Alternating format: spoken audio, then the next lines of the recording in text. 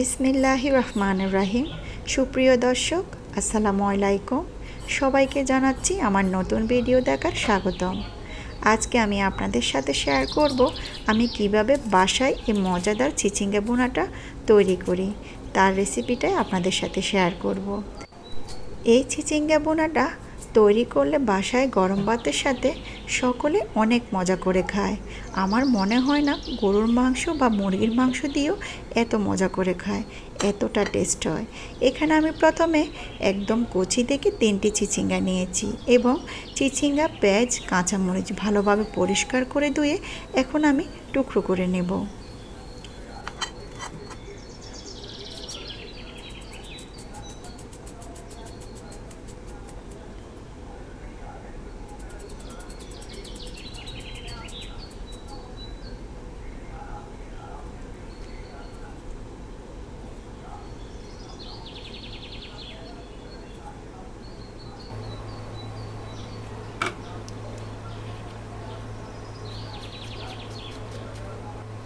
আজকে আমি এই চিচিঙ্গা ভুনা করব ডিম এবং চিংড়ি মাছ দিয়ে, তাই আমি এক এক করে সমস্ত উপকরণ ভালোভাবে কেটে পরিষ্কার করে নিচ্ছি।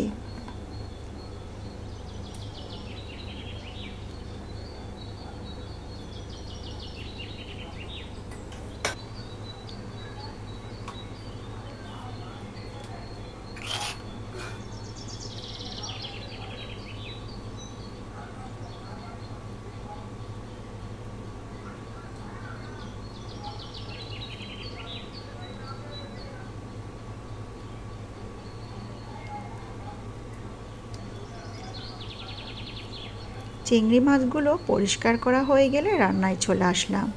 সমস্ত উপকরণ রান্না করার জন্য রেডি করে নিয়ে চুলায় বসিয়ে দিলাম একটা প্যান। দিয়ে দিলাম সরিষার তেল। তেলটা একটু ভালোভাবে গরম করে নিতে হবে। তারপরে দিয়ে দিব বেশ কিছু পেঁয়াজ কুচি, সাথে দিয়ে দিব মাঝখান থেকে কেটে নেওয়া কয়েকটি কাঁচামরিচ, দিয়ে দিব চিংড়ি মাছগুলো, দিয়ে আমি একটু ভালোভাবে ভেজে নেব।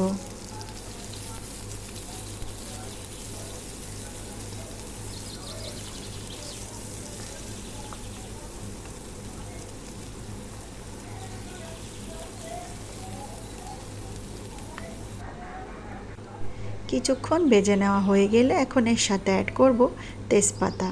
একটা তেজপাতাকে আমি এভাবে টুকরো করে দিয়ে দিলাম। দিয়ে দিলাম আদা রসুনের পেস্ট 1 চামচ, দিয়ে আবারও কিছুক্ষণ ভেজে নেব। চিংড়ি মাছের সাথে যখনই আপনি আদা রসুনের পেস্টটা দিবেন এবং ভেজে নেবেন, দেখবেন খুবই সুন্দর একটা ফ্লেভার বের হবে। তারপরে আপনি আগে থেকে টুকরো করে রাখা চিচিঙ্গাগুলো দিয়ে দিবেন। দিয়ে এক এক করে বাকি উপকরণগুলো দিয়ে দিতে হবে। দিয়ে দিলাম 1 চামচ লবণ, গরম মশলার গুঁড়া 1/2 চামচ, ধনিয়া গুঁড়া 1/2 চামচ, জিরা গুঁড়া 1/2 চামচ এবং দিয়ে দিলাম হলুদের গুঁড়া 1/2 চামচ। দিয়ে সমস্ত উপকরণ ভালোভাবে আমি চিচিঙ্গার সাথে মিশিয়ে ভেজে নেব।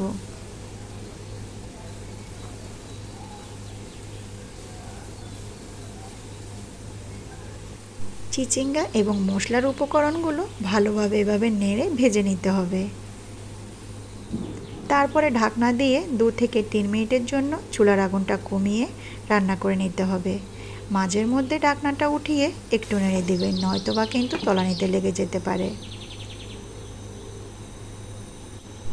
আমি কিছুক্ষণ পরে ঢাকনাটা উঠিয়ে আবার নেড়ে দিব, যাতে করে তলানিতে না লেগে যায়।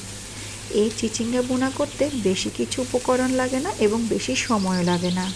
শুধুমাত্র ডিম দিয়েও কিন্তু চিচিঙ্গা ভুনা করলে খেতে দারুণ লাগে। আমি একটু নেড়ে দিলাম এবং মাঝখান থেকে একটু পাকা করে দিব, যাতে করে ডিমগুলো দেওয়া যায়। আমি 2টো ডিম ভেঙে এর সাথে দিয়ে দিলাম।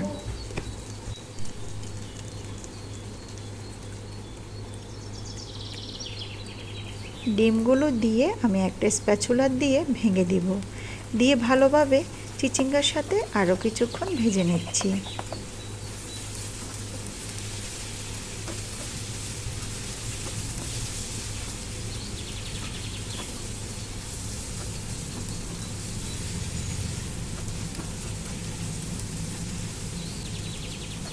রান্নাটা কিন্তু আমার প্রায় শেষের দিকে।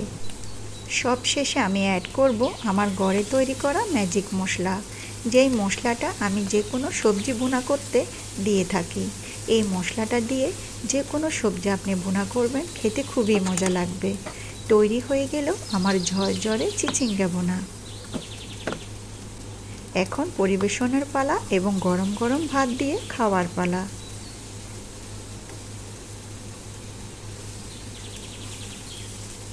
জানি না আপনাদের থেকে আমার আজকের রেসিপিটা কেমন লেগেছে। যদি একটুও ভালো লেগে থাকে আমাকে কিন্তু কমেন্ট করে জানাবেন। একটা লাইক দিতে ভুলবেন না। আমার চ্যানেলটি সাবস্ক্রাইব করবেন, আমার ফেসবুক পেজটা ফলো করবেন। সবাই ভালো থাকবেন, সুস্থ থাকবেন। খোদা হাফেজ।